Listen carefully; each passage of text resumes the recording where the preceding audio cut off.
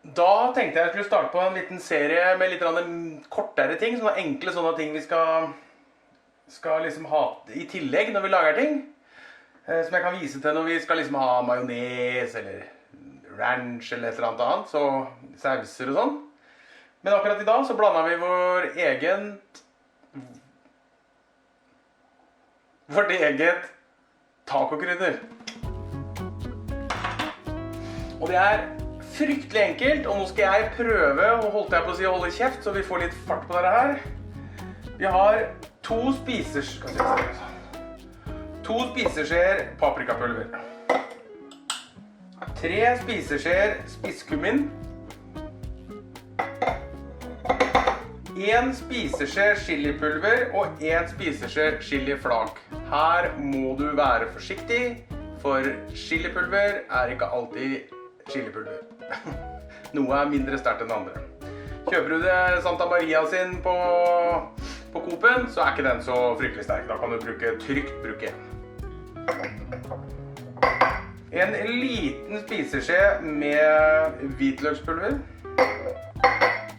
1 spiseskje med oregano. Og en halv teskje maks med anis malt. Jeg finner aldri malt anis noe sted i butikkene mine, så jeg kjøper den som ikke er malt, og så tar jeg den i morten selv. Sånn. Pepper. Trent så mye pepper du gidder når du kverner deg selv. Hvis ikke så kan jeg tenke meg en drøy teskje kanskje. Eller så mye. Sånn. Og så til slutt litt grann salt. Og da pleier jeg å ta ikke fullt 1 spiseskje. Sånn.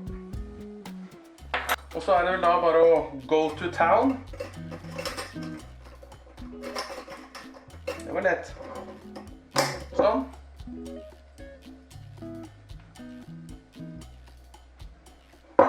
Skal vi ta og smake på den.